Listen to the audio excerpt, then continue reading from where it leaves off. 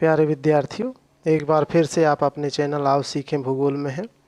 आज हम जिस विषय वस्तु पर चर्चा कर रहे हैं वो 11वीं भूगोल से संबंधित है। 11वीं भूगोल की पुस्तक है भारत भौतिक पर्यावरण।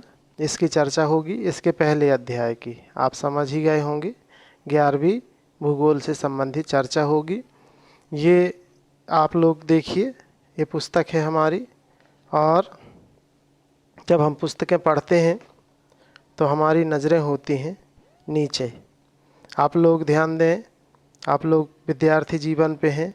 एक बार अगर आप पुस्तकों के नीचे नज़र नीचे रखेंगे, पुस्तकों के सामने नज़र नीचे रखेंगे, तो आपको जीवन में कभी दोबारा किसी के सामने नज़र झुकाने की ज़रूरत नहीं होगी। इस बात को मेरी याद रखिएगा, अपने जीवन में इस बात को धारण कीजिए। विद्यार्थी जीवन है, खूब अध्ययन कीजिए, खूब पढ़िए। जिस भी सोर्स से मिले पढ़ने को, चाहे इंटरनेट से मिले, चाहे पुस्तकों से मिले, चाहे यूट्यूब के माध्यम से मिले, किसी भी गुरु से प्राप्त हो ज्ञान, आप लगे रहें, लगे रहेंगे। एक दिन देखेंगे सफलता आपके कदम चूमेगी। आगे की तरफ हम बढ़ते हैं।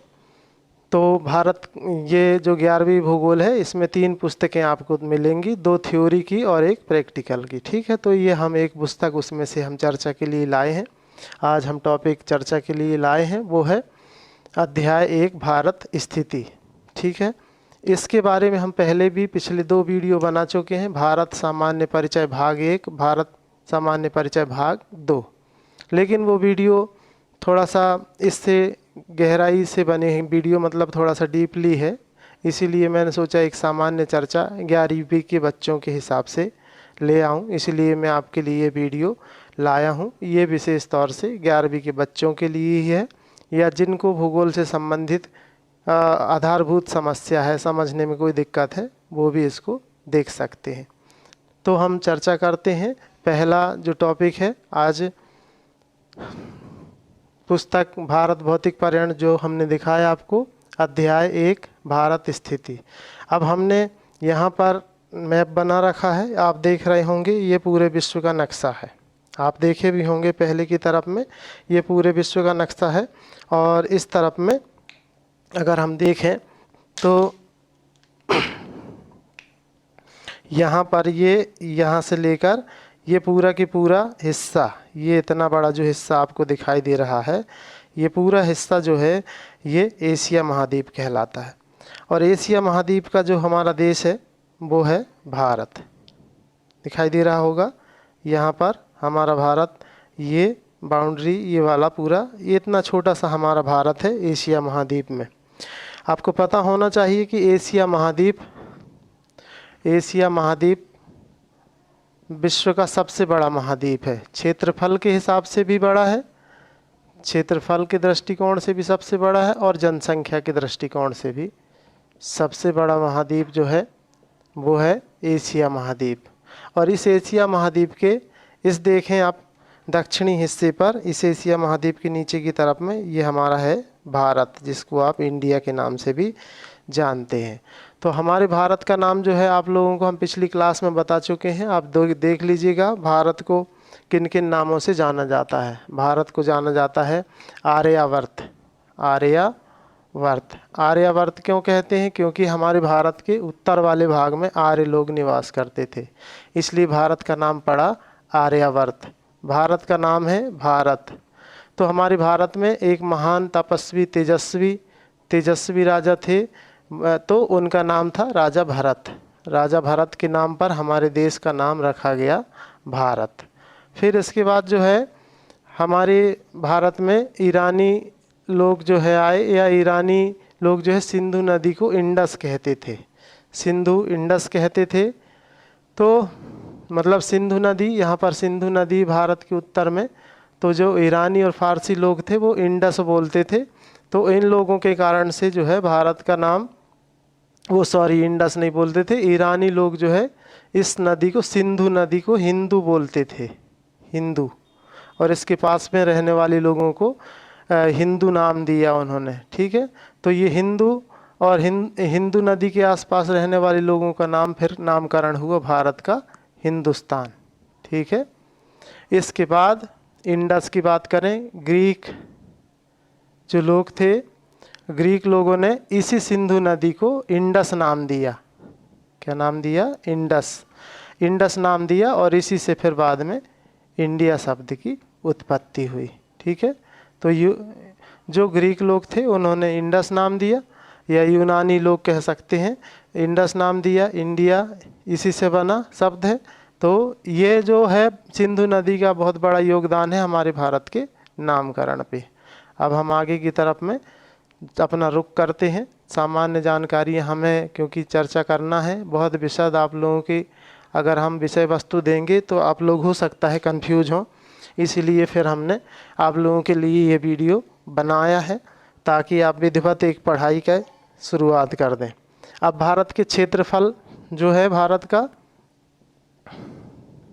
क्षेत्रफल है 32,87,263 वर्ग किलोमीटर, हमारे भारत का क्षेत्रफल। ठीक है, 32,87,263 वर्ग किलोमीटर। हमने इसलिए लिख लिया है यहाँ पे, जितना भी आपके पहले अध्याय पे थी चीज़ें वो सब हमने यहाँ लिख लिया है, इसी पर हम चर्चा करते जाएंगे।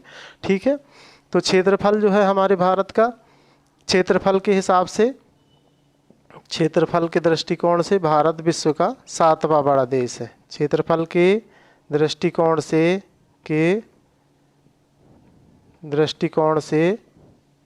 भारत विश्व का कौन सा देश है? 7वां बड़ा देश है। तो पहला कौन सा है? फर्स्ट है सोवियत रूस। फिर इसके बाद हम देखें आगे कि भारत का जो क्षेत्रफल है, पूरे विश्व का जो क्षेत्रफल दिखाई दे रहा है, इधर ज़मीन, इधर ये पूरा की पूरा और द्वीप समूह, ये पूरा मिला के जितना भी क्षेत्रफल है, तो भारत में जो क्षेत्र है पूरे विश्व का मात्र 2.4% क्षेत्रफल भारत में पाया जाता है। प्रतिशत क्षेत्रफल भारत में पाया जाता है, मतलब बहुत कम क्षेत्रफल हमारे भारत का है। तो क्षेत्रफल कितना है? 32,87,263। क्षेत्रफल के दृष्टिकोण से भारत का विश्व में कौन सा स्थान है? 7वां स्थान है।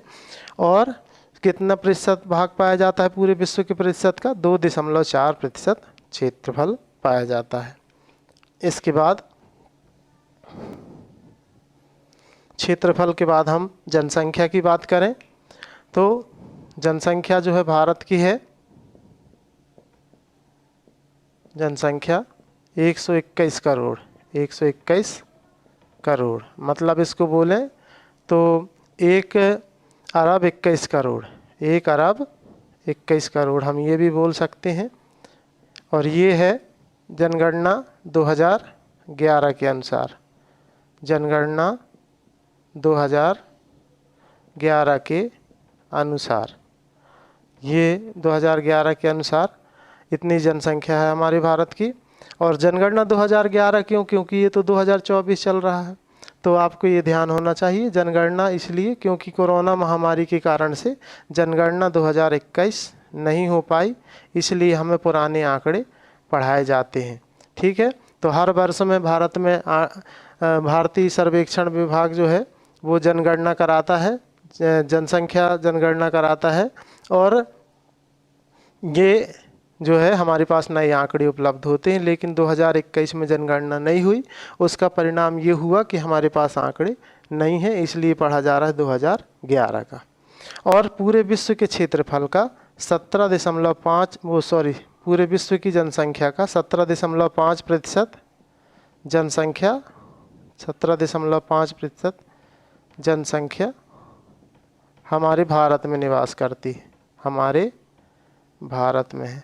ठीक है, तो हमारा भारत जो है विश्व में जनसंख्या के दृष्टिकोण से कौन से स्थान पर है? विश्व में जनसंख्या के दृष्टिकोण से, जनसंख्या के दृष्टि से भारत का है दूसरा स्थान। दूसरा स्थान है। तो पहले पायदान पे कौन सा है? पहले नंबर पे है चीन, दूसरे नंबर पे है भारत। ये याद रखिएगा आप लोग। अब इसके बाद आगे की तरफ बढ़ें।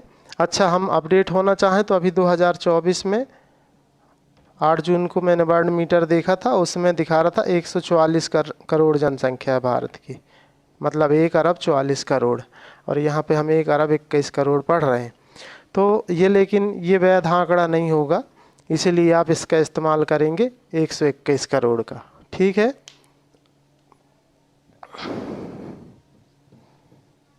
इसके बाद है अगला, ये है, देखिए अगर हम इस नक्शे पे नज़र दौड़ाएं तो इसका सबसे जो उत्तरी राज्य है ये कौन सा है? यहाँ पर है जम्मू कश्मीर, जम्मू कश्मीर, और इस तरफ में है लद्दाख। ये 2 केंद्र शासित प्रदेश वर्तमान में बनाए गए। तो ये 2 केंद्र शासित प्रदेश बनाए गए, जम्मू कश्मीर और लद्दाख। ठीक है। तो भारत का सबसे उत्तरी राज्य कहलाएगा जम्मू कश्मीर। ठीक, ये जो हिस्सा हमने खाली छोड़ा है ये पाक अधिकृत कश्मीर, और इसका हिस्सा कुछ जो है वो चीन के अधिकार क्षेत्र में है। हालांकि भारत सरकार इसको अपने नक्शे में शामिल करती है, इसलिए जो है सबसे जो उत्तरी हिस्सा है भारत का यहाँ पर है इंदिरा काल, इंदिरा काल। ठीक है, ये हो गया। इसके बाद सबसे पूर्वी हिस्सा जो है भारत का है वो अरुणाचल प्रदेश है। यहाँ पर ये स्टेट है, यहाँ पर किबथु नामक स्थान है, ये सबसे पूर्वी बिंदु है, सबसे पूर्वी बिंदु है। ठीक है, और ये जो है अरुणाचल प्रदेश सबसे पूर्वी राज्य कहलाएगा। इसके बाद यहाँ पर एक स्टेट है गुजरात, गुजरात स्टेट में यहाँ पर एक स्थान है जिसका नाम है गोरमोता, गोरमोता, या इसको बोलें गुहार मोती, गुहार मोती।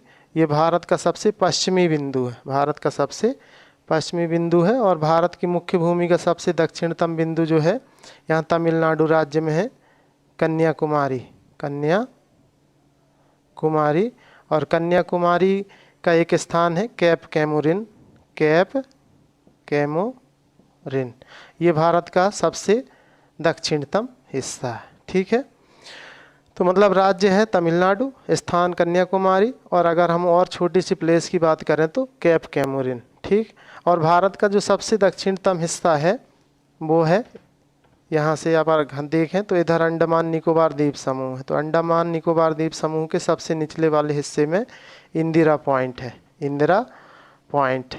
ये भारत का सबसे दक्षिणतम हिस्सा है, 6 डिग्री 45 मिनट पर ये स्थित है। इंदिरा पॉइंट को पार्सन्स पॉइंट और पिग्मेलियन पॉइंट भी कहते हैं, पार्सन्स पॉइंट और पिग्मेलियन पॉइंट कहते हैं, याद रखिएगा। इसके बाद हम ये हो गए, अच्छा ये है। अब हम इसका अक्षांशीय विस्तार बताना चाहते हैं आपको। ये आप मानचित्र पे देखेंगे यहाँ पर एक पड़ी रेखा होती है इस तरीके से। तो ये कन्याकुमारी जो है ये हमारा है 8 डिग्री 4 मिनट उत्तरी अक्षांश पे। कितने पर है? अक्षांशीय विस्तार, अक्षांशीय विस्तार है भारत का 8 डिग्री 4 मिनट से। यहाँ पर देखिए इंदिरा पॉइंट यहाँ है 37 डिग्री 6 मिनट उत्तरी अक्षांश। ठीक है, इनके बारे में हम प्रैक्टिकल भूगोल में पढ़ेंगे कि अक्षांश क्या होते हैं। अभी बहुत डिटेल नहीं करेंगे, आप लोग कंफ्यूज हो जाएंगे। और जो देशांतर होते हैं, मतलब ऐसा ग्लोब होता है, ग्लोब में ये जो पड़ी रेखा होती हैं ये कहलाती हैं अक्षांश। ठीक है, और ग्लोब में इस तरीके से उत्तर से दक्षिण की ओर खींची जाने वाली जो रेखा होती हैं वो कहलाती हैं देशांतर। ठीक है, इसकी विस्तृत हम क्लास लेंगे, आप पढ़ लीजिएगा, वीडियो देख लीजिएगा, आपको बनने लगेगा। तो ये हम अब देशांतर की बात, अभी अक्षांश की बात, भारत इधर है तो ये अक्षांश की बात हुई है ना, और देशांतर की बात। अब देशांतर जो है भारत यहाँ पर है, ऐसी खड़ी लाइन खींचें तो 68 डिग्री 7 मिनट पे भारत का देशांतरी विस्तार शुरू होता है। और ये शुरू कहाँ तक ख़त्म होता है? 97 डिग्री 25 मिनट पर। ठीक है, तो 97 डिग्री 25 मिनट ये क्या है? पूर्वी देशांतर। ये हम लिखेंगे भारत का देशांतरी विस्तार। भारत का देशांतरी विस्तार है 68 डिग्री 7 मिनट से 97 डिग्री 25 मिनट पूर्वी देशांतर, पूर्वी देशांतर। इसकी एक विस्तृत क्लास होगी अक्षांश देशांतर की, तब जाके आपको समझ में आएगा। अभी तो आप इसको सुनते रहिए तो बनने लगेगा। 8 डिग्री 4 मिनट से 37 डिग्री 6 मिनट उत्तरी अक्षांश और 68 डिग्री 7 मिनट से 97 डिग्री 25 मिनट पूर्वी देशांतर तक भारत का विस्तार है। अब ये इंदिरा पॉइंट जो हमने बताया ये कहाँ पर स्थित है? 37 डिग्री 6 मिनट पर। ठीक है, ये लिखा हमने 37 डिग्री। ये जो कन्याकुमारी ये कितने पर स्थित है? 8 डिग्री 4 मिनट पर। ठीक है, ये किबिथु कितने पर स्थित है? 97 डिग्री 25 मिनट पर। और ये गोरमुता कितने पर स्थित है? 68 डिग्री 7 मिनट पर। मतलब भारत का जो विस्तार है 68 डिग्री 7 मिनट वो इधर से इस तरफ की ओर, और यहाँ से 8 डिग्री 4 मिनट से ऊपर की तरफ 37 डिग्री 6 मिनट तक अपने भारत का ये अक्षांशी विस्तार। ये वाला विस्तार अक्षांशी और ये वाला विस्तार देशांतरी। ठीक है, तो विस्तृत क्लास में अक्षांश देशांतर आपको समझ में आएंगे। अभी ऐसे हमें पता है कि आपको समझ में नहीं आएगा, आप सिर्फ आंकड़े पर अभी ध्यान देंगे। इसके बाद है प्रादेशिक जल सीमा। प्रादेशिक जल सीमा क्या होती है? कोई भी देश है उसके यहाँ पर जो है तट रेखा है। आपको पता है कि इस तरफ में अरब सागर है। कौन सा सागर है? अरब सागर है। और इधर नीचे हिंद महासागर है और इस तरफ में है बंगाल की खाड़ी। तो ये जल भाग जो है किसी भी देश का जो अधिकार होता है 12 किलोमीटर तक होता है। कितने? 12 समुद्री मील तक होता है। 12 समुद्री मील। ये जो भारत के तट हैं, भारत के तट पे भारत का अधिकार, संपूर्ण अधिकार कितने मील तक होगा? 12 समुद्री मील तक होगा। 12 समुद्री मील। ठीक है, मील आप जानते होंगे, 1 मील बराबर होता है, 1 मील बराबर 1.6 किलोमीटर लगभग। ठीक है, मतलब 1.5 किलोमीटर से ज़्यादा होता है। और 1 समुद्री मील बराबर होता है, 1 समुद्री मील बराबर होता है 1.8 किलोमीटर। ठीक है, लगभग है ये भी, है ना। तो ये जो है आप देख रहे होंगे, तो यहाँ पर बात हो रही है 12 समुद्री मील का जो क्षेत्र है वो कहलाता है प्रादेशिक जल सीमा। ठीक है, ये मील वाला हमने बता दिया। अक्षांशी विस्तार देशांतरी विस्तार भी बता दिया।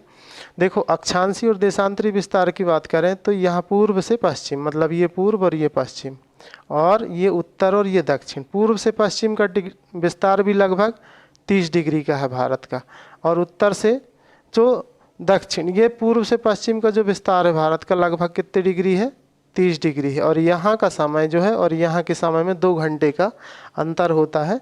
इसलिए भारत में ग्रीन समय मानक रेखा बनाई गई है जो यहाँ पर मिर्ज़ापुर के पास से होकर गुजरती है। क्वेश्चन ये भी बनता है, कौन सा क्वेश्चन?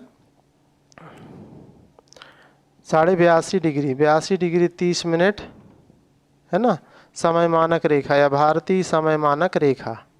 भारतीय समय मानक रेखा उत्तर प्रदेश के मिर्ज़ापुर नामक स्थान से होकर गुजरती है, या किसके पास से होकर गुजरती है? मिर्ज़ापुर के निकट से होकर गुजरती है। तो भारत के समय को एक करने के लिए जो है ये इसने एक कल्पित रेखा डिसाइड की गई जिसका नाम है, कौन सी रेखा? भारतीय समय मानक रेखा, इंडियन स्टैंडर्ड टाइम। तो 82 डिग्री 30 मिनट। और ये भी पता होना चाहिए कि हमारे भारत का समय विश्व के समय से भारत का समय 5 घंटा 30 मिनट आगे है। विश्व के समय से भारत का समय कितना है? 5 घंटा 30 मिनट आगे है।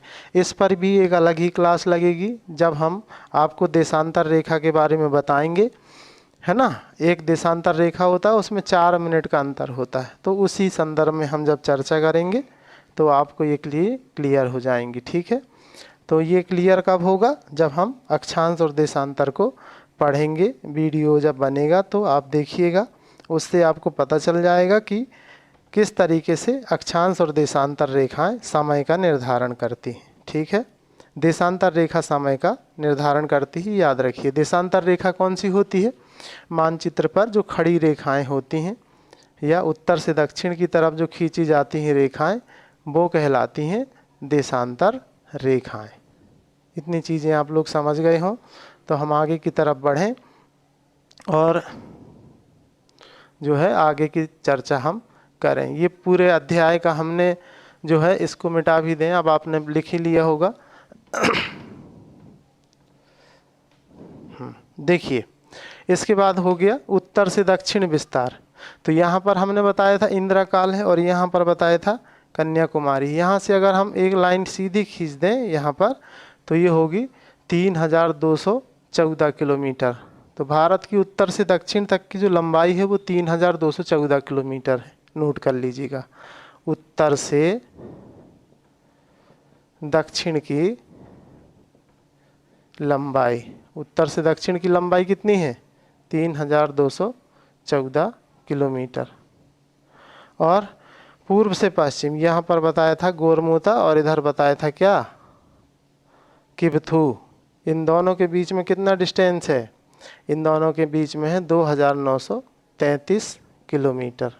तो 2933 किलोमीटर पूर्व से पश्चिम की दूरी है भारत की, और 3214 किलोमीटर जो है भारत की दूरी है उत्तर से दक्षिण। इसलिए यहाँ पर जो है भारत की स्थिति को अगर हम ऐसे देखें तो कहते हैं भारत की स्थिति चतुष्फल की है। इसलिए कहते हैं क्योंकि यहाँ से ऐसी लाइनें खींचेंगे तो ये देखें आप एक चौकोर डिब्बा आपका बन जाता है। इसी कारण से कहते हैं कि भारत की स्थिति चतुष्फल की है। ठीक है, अब भारत जो है, भारत सघन आबादी वाला देश है, ये तो सबको पता है। और आगे की तरफ क्या टॉपिक है अपना कर्क रेखा। अब हम कर्क रेखा पर एक अलग वीडियो बना दिए हैं, कर्क रेखा और समय मानक रेखा। आप उस पर जाके देख लेंगे अगर तो आपको पूरा उसका नॉलेज मिल जाएगा भारत के संदर्भ में। तो कर्क रेखा जो होती है वो हमारे भारत के मध्य से होकर गुजरती है, 8 राज्यों से होकर गुजरती है। कितने राज्यों से, 8 राज्यों से होकर गुजरती है भारत के मध्य से। कौन सी रेखा है ये, कर्क रेखा। इसकी वैल्यू है 23.5 डिग्री या फिर कहें 23 डिग्री और 30 मिनट। तो भारत के में जो कर्क रेखा है भारत को 2 कटिबंध में बांट देती है। नीचे का भाग कहलाता है उष्ण कटिबंध और ऊपर का कहलाता है उपोष्ण कटिबंध, उपोष्ण या शीत कटिबंध। अब आप साल भर हमारे साथ में रहेंगे तो ये समझ जाएंगे कि उष्ण कटिबंध क्या होता है, शीतोष्ण कटिबंध क्या होता है। आप अभी सिर्फ इतना समझ लें कि कर्क रेखा भारत को 2 भागों में विभाजित कर देती है, उष्ण कटिबंध और शीतोष्ण। कर्क रेखा के नीचे वाला हिस्सा उष्ण कटिबंध और ऊपर वाला हिस्सा उपोष्ण या शीतोष्ण कटिबंध। शीत लिखा है मैंने, शीतोष्ण। ठीक है, याद रखिएगा। कभी कभी ऐसी थोड़ी बहुत मिस्टेक अगर हो जाए बोलने में, क्या होता है पता नहीं कैसी स्थितियां आ जाती हैं टीचर के सामने, कभी कभी निकल जाता है कुछ भी, तो आप उस चीज़ को माइंड नहीं करेंगे। अगर आपको कोई समझ में आए दिक्कत कमेंट कर दीजिए, उसको डिस्कस कर लेंगे, है ना। बाकी तो कर्क रेखा हो गया। राज्य केंद्र शासित प्रदेश, तो भारत में है वर्तमान समय में 28 राज्य व 8 केंद्र शासित प्रदेश। याद रखिएगा इसको, भारत में कितने राज्य कितने केंद्र शासित प्रदेश, 28 राज्य। सबसे बाद में कौन सा राज्य बनाया गया, सबसे बाद में जो बनाए गए वो बनाया गया, यहाँ पर बताए थे थोड़ी देर पहले, जम्मू कश्मीर और लद्दाख। जम्मू कश्मीर इस तरफ और लद्दाख इस तरफ। तो ये भारत में पहले 29 राज्य हुआ करते थे, 29 राज्य थे और 7 केंद्र शासित प्रदेश। अब 29 राज्य थे तो एक राज्य कम हुआ जम्मू कश्मीर, तो जम्मू कश्मीर कम हो गया 29 से, तो कितना बचा 28 राज्य बचे, ये तो समझ गए होंगे। अब केंद्र शासित प्रदेश थे 7, तो 2 केंद्र शासित प्रदेश नए बने, जम्मू कश्मीर और लद्दाख। तो कितने हो गए 9, लेकिन 8 कैसे हो गए, 8 ये हो गए यहाँ पर दमन और दीव, दमन दीव है ना। और यहीं पर एक और केंद्र शासित प्रदेश था, नाम मिसिंग हो रही मेरे से, दादरा एवं नगर हवेली। तो यहाँ पर दादरा और नगर हवेली और दादरा या दादर एवं नगर हवेली, इसको ये भी एक केंद्र शासित प्रदेश था और दूसरा था दमन एवं दीव, दमन एवं दीव। तो ये दोनों को मिला दिया गया, तो दोनों को मिलाकर इनको जब एक कर दिया गया तो बचा कितना, कितने बचे, अब यहाँ से एक घट जाएगा तो 8 बचे। तो वर्तमान समय में 8 केंद्र शासित प्रदेश हैं, ठीक है। और ये जो दादरा और नगर हवेली को बनाया गया, मतलब मिलाया गया 2020 में। कब मिलाया गया, 2020 में। जम्मू कश्मीर लद्दाख का अस्तित्व में आ गए 2019 में। 2019 में बनाए गए ये राज्य 2 केंद्र शासित प्रदेश, है ना। तो इसके बारे में भी हमने उस वीडियो में चर्चा कर लिया है, आप लोग देखेंगे तो आपको विस्तार से समझ में आएगा। अब हम आगे की तरफ बढ़ें।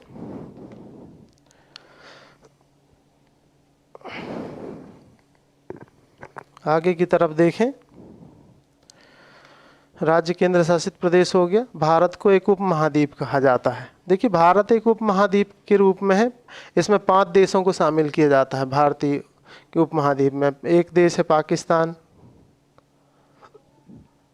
यहाँ पर एक देश, इसका नाम है भूटान, नेपाल, और इस तरफ में है एक देश भूटान, ठीक है। और यहाँ पर है, ये वाला हिस्सा दिख रहा है आपको, ये बांग्लादेश। ये कौन सा देश है, बांग्लादेश। बांग्लादेश, तो ये और ये भारत। तो कितने देश हुए, 1 2 3 4 और ये 5। ये 5 देशों को मिलाकर एक उपमहाद्वीप कहा जाता है। तो भारत को उपमहाद्वीप क्यों कहा जाता है, ये आप समझ गए होंगे। आप समझेंगे मतलब, पहला तो ये है कि भौगोलिक विविधता पाई जाती है। आप देखें ऊपर में अपना हिमालय पर्वत, इस तरफ में थार का मरुस्थल, इधर हिंद महासागर, वो इधर है अरब सागर, इस तरफ में बंगाल की खाड़ी, नीचे की तरफ में हिंद महासागर। तो इसमें स्थलीय भाग भी घेरे हुए भारत को और जलीय भाग भी घेरे हुए हैं। एक विशिष्ट अलग तरीके की हमारी भारत की संस्कृति है ना। और बहुत सारी नदियां हैं, गंगा नदी, इधर सिंधु नदी, इस तरफ से ब्रह्मपुत्र नदी, है ना, नीचे गोदावरी, कृष्णा, कावेरी। इन पर भारत की नदियों के बारे में चैप्टर बनेगा तो हम चर्चा करेंगे। तो भारत में बहुत सारे प्रकार के वन पाए जाते हैं, सभी प्रकार के वनों के प्रकार पर चर्चा करेंगे तो उसको भी समझेंगे। तो भारत में विविधता बहुत प्रकार की, बहुत सारी भौगोलिक विविधताएं हैं। कहीं पर्वत है, कहीं पठार है, कहीं मैदान है, कहीं मरुस्थल है, कहीं तटीय प्रदेश है। तो भारत की इस अनेकता में एकता, या भारत की इस विविधता के कारण से भारत को एक उपमहाद्वीप के रूप में जाना जाता है, ठीक है। अब हम अपने अगले टॉपिक पर पहुंच चुके हैं, जल सीमा और थल सीमा। आप देखेंगे ये जो इस तरफ वाला हिस्सा है, इधर है अरब सागर, अरब सागर, और इस वाले हिस्से में ये जो हिस्सा दिखाई दे रहा है ये कहलाता है जल भाग है बंगाल की खाड़ी। और नीचे का जो हिस्सा है, यहाँ पर एक देश भी है श्रीलंका नाम से, आप जानते होंगे। तो नीचे की तरफ हिंद महासागर। तो ये तो पूरा जल भाग है। तो पूरा जल भाग यहाँ गुजरात से शुरू होता है और यहाँ पर पहुँचता है कहाँ तक, पश्चिम बंगाल तक। तो गुजरात से लेकर ये पश्चिम बंगाल तक पूरा जो तट है, तट किसको कहते हैं, जो समुद्र से लगा हुआ वाला स्थल भाग है। तो इस तट को अगर हम देखें, मुख्य भूमि की जो समुद्री सीमा है, समुद्री सीमा या समुद्री सीमा भारत की है 7516.6 किलोमीटर। लेकिन सिर्फ मुख्य भूमि की बात करें हम, जो प्रायद्वीप के पठार से लगी हुई मुख्य भूमि है, तो यहाँ पर अगर हम बात करें तो मुख्य भूमि जो है, इसका मुख्य भूमि की जो तट रेखा है वो 6100 किलोमीटर है, 6100 किलोमीटर है। अब ये 7516.6 कहाँ से हो गई, देखिए यहाँ पर है अंडमान और निकोबार द्वीप समूह, और ये छोटे छोटे द्वीप हैं। इस तरफ में है लक्षद्वीप, और यहाँ पे दमन द्वीप, दादरा और नगर हवेली। तो ये छोटे छोटे द्वीप, बहुत सारे छोटे छोटे द्वीप हैं। सब की सीमा को मिला दिया जाए तो 7516.6, आपकी पुस्तक में हो सकता है 7517 किलोमीटर लगभग लिखा हो, तो आप लोग कंफ्यूज नहीं होंगे। अब हम जलीय सीमा समझ गए आप लोग। अब जलीय सीमा में कौन कौन से राज्य लगते हैं, इस तरफ गुजरात, पहला गुजरात कौन सा है, ये है गुजरात। फिर इसके बाद महाराष्ट्र के बाद इधर थोड़ी सी सीमा गोवा की लगती है, गोवा के बाद कर्नाटका, कर्नाटक के बाद इधर केरल। अब इस तरफ देखें ऐसा तमिलनाडु, फिर इस तरफ आंध्र प्रदेश, फिर आंध्र प्रदेश के बाद इधर उड़ीसा और ये पश्चिम बंगाल। ये पूरे स्टेट हैं। तो सबसे ज़्यादा जो जल सीमा जिसकी लगी हुई है वो है गुजरात। जो सबसे ज़्यादा जलीय सीमा हमारे भारत की कौन से राज्य की? गुजरात। और सबसे कम किसकी है? गोवा की। हमने बना भी दिया है, देख लीजिएगा। तो ये सबसे ज़्यादा जल सीमा, ये सबसे कम जल सीमा। हो गया, समझ गए होंगे। इसके बाद भारत के पड़ोसी राज्यों के देशों की बात करें तो भारत के पड़ोसी देश यहाँ से शुरू हुआ जो भारत, ये तो भारत का ये भाग जो है ये पूरा की पूरा इधर तक ये। तो यहाँ पर कौन कौन से देश हैं? ये हुआ पाकिस्तान। ऊपर जो है यहाँ पर थोड़ी सी सीमा लगती है अफ़गानिस्तान की, अफ़गानिस्तान। फिर इस तरफ जो है चीन, ये नेपाल, ये भूटान। इस तरफ में है म्यांमार, म्यांमार। और यहाँ पर है, यहाँ पर बांग्लादेश, बांग्लादेश। ये पूरी जो स्थलीय सीमा है इसकी, ये है पूरी स्थलीय सीमा। भारत की स्थलीय सीमा है विभिन्न कितने देशों से लगती है? 7 देशों से। तो 7 देशों से लगती ही है 15,200 किलोमीटर। और सर्वाधिक जो सीमा है स्थलीय सीमा किसकी है? बांग्लादेश की। बांग्लादेश 4,096 किलोमीटर। और सबसे कम किसकी है? अफ़गानिस्तान की 106 किलोमीटर। ठीक है, ये तो हो गए भारत के 7 ऐसे पड़ोसी देश जो भारत की स्थल सीमा से लगे हैं। 2 देश ऐसे भी हैं जो जल सीमा साझा करते हैं, जैसे यहाँ पर है श्रीलंका,